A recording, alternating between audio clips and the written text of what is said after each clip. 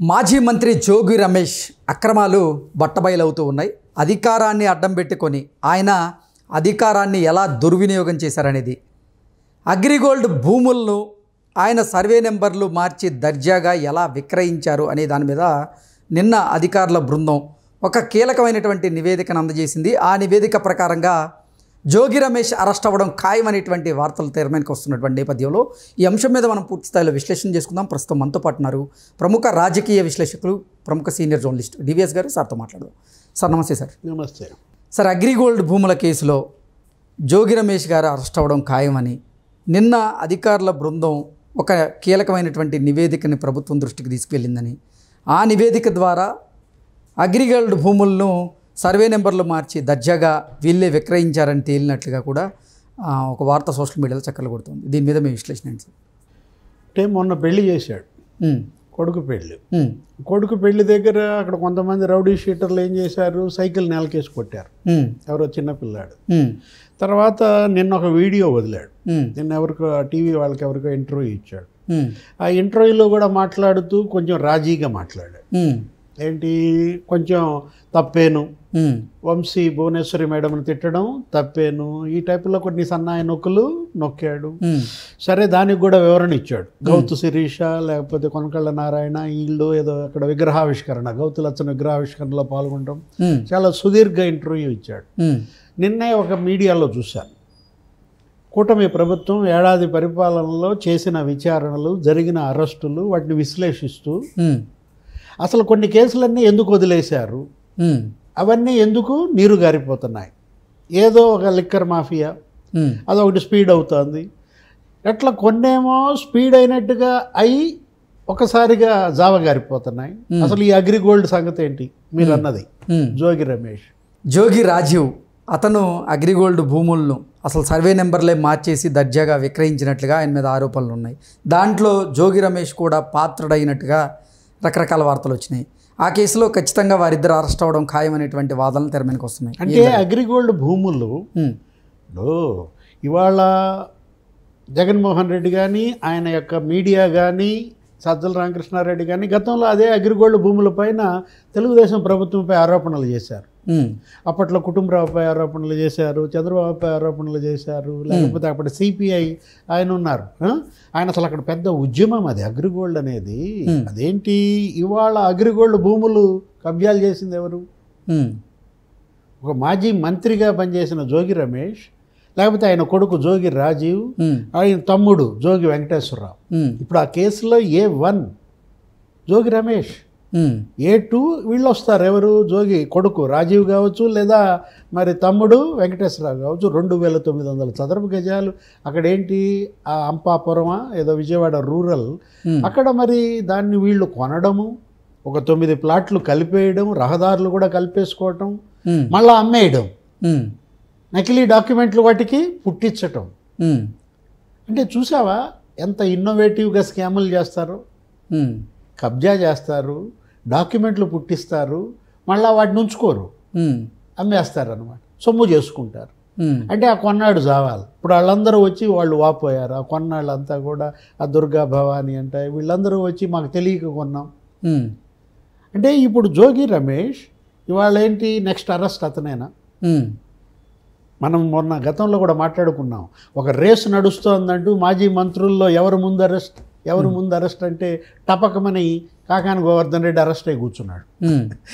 ఇప్పుడు next arrest విడుదల రజనీయా, లేకపోతే కొడాల నానియా, లేకపోతే కారుమూరి నాగేశ్వరరావా, పెద్దిరెడ్డి రామచంద్రారెడ్డి, ఇట్లా అనుకుంటున్నాం. ఆ కుంభకోణాలు, ఆ స్కాములు. మరి సెకండ్ నేనే అంటాడా జోగి రమేష్? ఎందుకంటే అతనేంటి, అతను ఒక వివాదాస్పదుడు. మనం చూసాం గత 2009 నుంచి అతని రాజకీయ జీవితాన్ని మనం తీసుకున్నట్లయితే ఇప్పటికీ ఒక 3 నియోజకవర్గాలు మారాడు. నీకు పెడన్లో గెలిచాడు ఫస్ట్ టైం, రాజశేఖర రెడ్డి దీంట్లో ఆ వేవ్లో.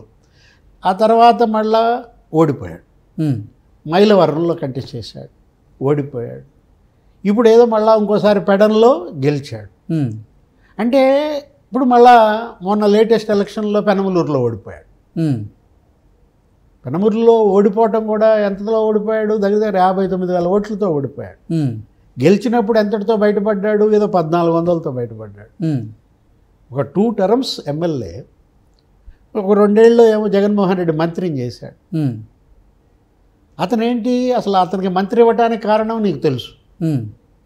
చంద్రబాబు ఇంటిపై దాడి, వినతి పత్రం ఇవ్వడానికి నేను చంద్రబాబు ఇంటికి వెళ్తున్నానని చెప్పి కొన్ని వందల లారీల్లో రౌడీ షీటర్లను వేసుకుని వెళ్ళడం, అక్కడ ఒక పెద్ద భయోత్పాతం సృష్టించడం కరకట్ట మీద. అది అసలు పెద్ద యుద్ధంలాగా జరిగింది. అక్కడ వాళ్ళు అడ్డుకున్నారు, బుద్ధా వెంకన్న, పట్టాభి వీళ్ళందరూ లోపలికి వెళ్ళనీయకుండా అడ్డుకుంటే కట్ట మీదే పట్టాభి గన్మెన్ తలబగలు కొట్టారు. అంటే ఇప్పుడు అదొక కేసు. ఆ కేసులో విచారణలకి ఇతను పోలీస్ స్టేషన్లో చుట్టూతో తిరిగాడు. ఏమైంది? ఆ కేసు ఆగిపోయిందా? అంటే సెలెక్టివ్గా జరుగుతోందా విచారణలు, దర్యాప్తులు? మనకు అర్థం కావట్లేదు. కూటమి ప్రభుత్వం ఇప్పుడు ఏరివేతలు లేకపోతే అరెస్టులు మనం చూసినట్లయితే ఏమీ మనం ఒక పద్ధతి పాడు ఉన్నట్టుగా కనపడతలేదు. ఒకవైపు సిట్ దర్యాప్తు ఎలా జరుగుతోంది, రాజశేఖర్ బాబు ఆధ్వర్యంలో లిక్కర్ స్కామ్, ఒక లిక్కర్ స్కామ్లోనే 7-8 మందిని అరెస్ట్ చేశారు. ఎందుకు? అప్పటి CM Jaganmohan Reddy principal secretary ఎవరతను ధనంజయ రెడ్డినే అరెస్ట్ చేశారు, వైఎస్డీని అరెస్ట్ చేశారు, Jaganmohan Reddy cement factory finance డైరెక్టర్ని అరెస్ట్ చేశారు, కృష్ణమోహన్ రెడ్డి కావచ్చు, బాలాజీ గోవిందప్ప కావచ్చు. అంటే లిక్కర్ స్కామ్ మీద జరిగినంత స్పీడ్గా మిగతా నేరాల మీద ఎందుకు జరగట్లేదు? మంగళగిరి తెలుగుదేశం పార్టీ కార్యాలయంపై దాడి ఎప్పుడన్నా మీడియాలో రాస్తే కదిలిస్తారా? ఇప్పుడు ఇవాళ అగ్రిగోల్డ్ మీద రాస్తేనే జోగి రమేష్ మీద దర్యాప్తు గురించి ఆలోచిస్తారా, కదిలిస్తారా? అంటే ఇప్పుడు అతను గతంలో మనం చూసాం అగ్రిగోల్డ్ భూముల వ్యవహారంలో అసలు జోగి రమేష్ కానీ ఆయన కుమారుడు చేసినటువంటి అక్రమాలు 5 నెలల క్రితమే బయటకు వచ్చాయి.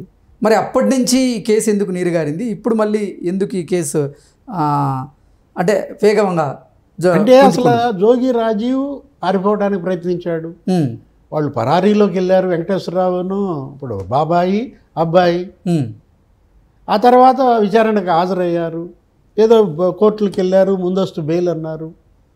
ఇప్పుడు మొన్న మనం చూసాం వల్లభనేని వంశీ గన్నవరంలో వాళ్ళ నియోజకవర్గ సమావేశం పెట్టడం, పేరుని నాని, పేరుని కిట్టు, మొత్తం కృష్ణా జిల్లా వాళ్ళందరూ అటెండ్ కావడం, అక్కడ వాళ్ళు చేసిన ప్రసంగాలు, జోగి రాజీవ్. ఇప్పుడు ఇవాళ ప్రజలు ప్రశ్నిస్తున్నారు, చంద్రబాబు ఇంటిపై దాడికి ఇతనే సూత్రధారి. ఆ కేసు ఏమైంది?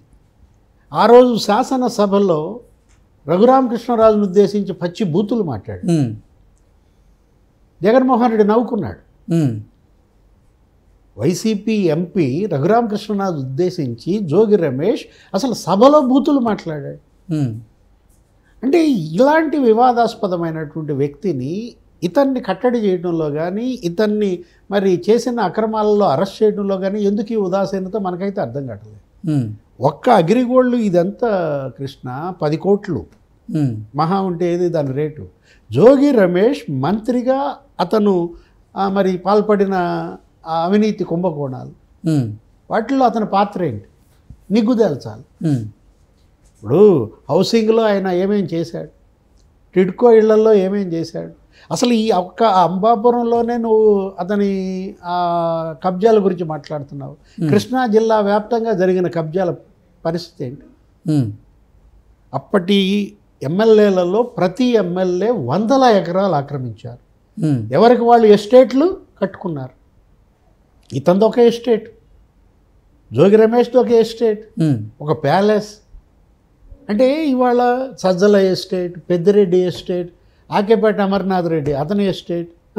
అంటే అధికారాన్ని ఉపయోగించుకుని వీళ్ళు భూ కబ్జాలకు పాల్పడటమే కాదు, అక్రమ నిర్మాణాలు చేయడం, వాటిని అమ్మేసుకోవడం.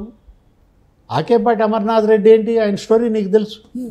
అతను బీసీ కాలనీ కట్టిస్తున్నానన్నాడు, బీసీలకు పట్టాలు ఇచ్చాడు, ఆ పట్టాలన్నీ భార్య పేరు మీద రాసుకున్నాడు. ఆకేపాటి జ్యోతి అమ్మ అంట.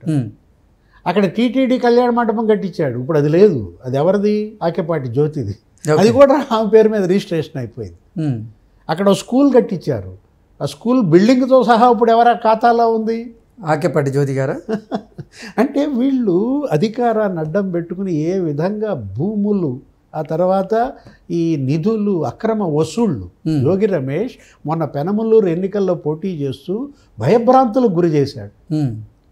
రియల్ ఎస్టేట్ దందా నడిపారు. మొత్తం పెనమలూరు పరిసరాల్లో ఎవరెవరైతే మీరు లేఅవుట్లు వేశారో అందరూ అపార్ట్మెంట్కి తీయాలని కప్పం కట్టాలా? నేను పోటీ చేస్తున్నాను ఇక్కడ, మళ్ళీ నేను గెలుస్తాను, నేను మంత్రి అవుతానని చెప్పి వాళ్ళందరి దగ్గర వసూళ్ళు, అధికారుల దగ్గర వసూళ్ళు, అధికారుల బదిలీల్లో వసూళ్ళు. ఎక్కడో దాకేదో బొత్స సత్యనారాయణ టీచర్ల దగ్గర వసూళ్ళకి పాల్పడ్డాడని కదా.